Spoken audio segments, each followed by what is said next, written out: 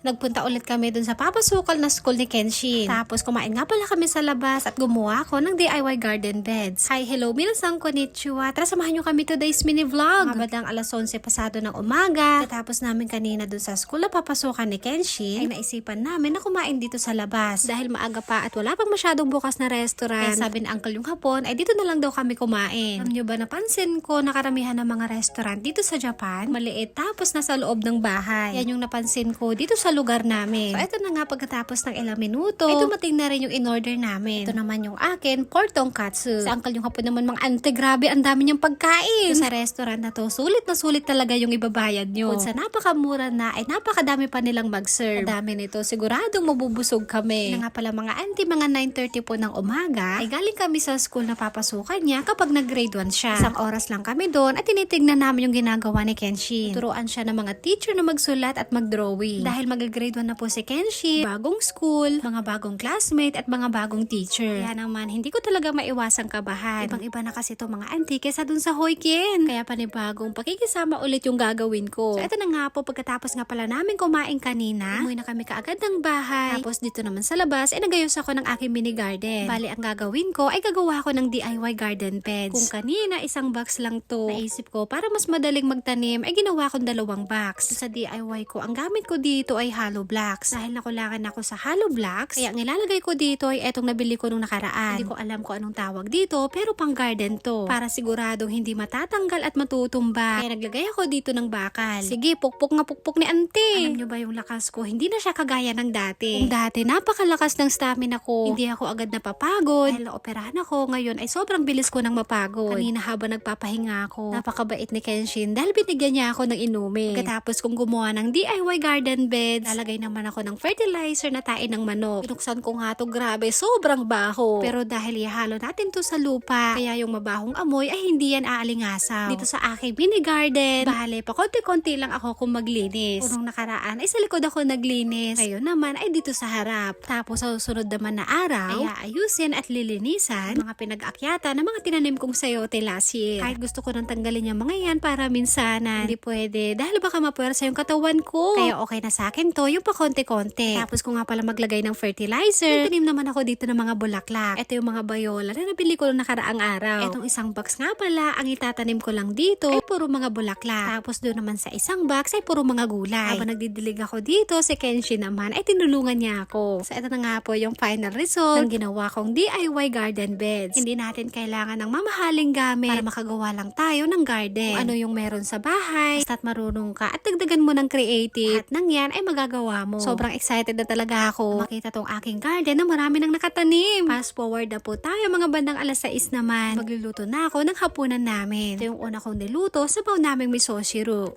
Nagpakulo lang ako dito ng tubig. Sa pampalasa naman, naglagay lang ako dito ng dashi powder at ng miso paste. Tapos kung matimplahan, ay naglagay na ako dito ng mga gulay. O diba, sobrang bilis ng sabaw namin mga auntie. Luto na yun kaagad. Ito naman sa kawali, naglagay ako ng olive oil. Ako niluto yung asparagus, tapos naglagay ako ng mushroom. Tapos naman ng ilang minuto, ay nilagay ko na tong blinange kong broccoli. Oh, naka-English ni auntie.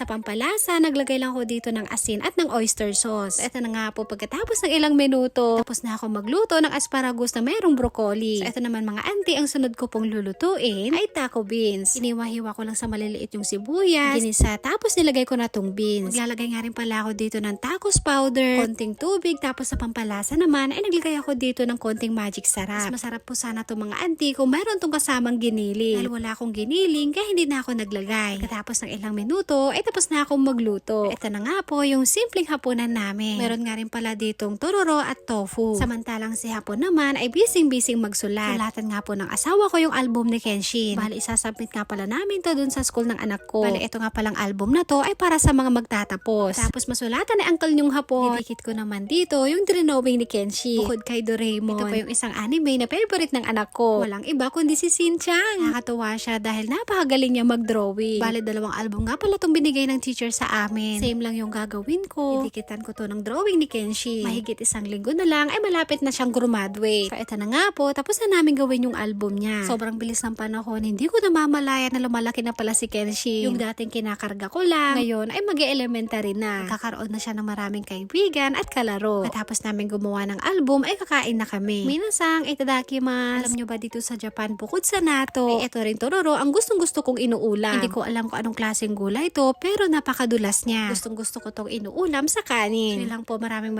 salamat sa panonood. Thank you for watching. Sayonara and...皆さんありがとう。サラミマラパポ。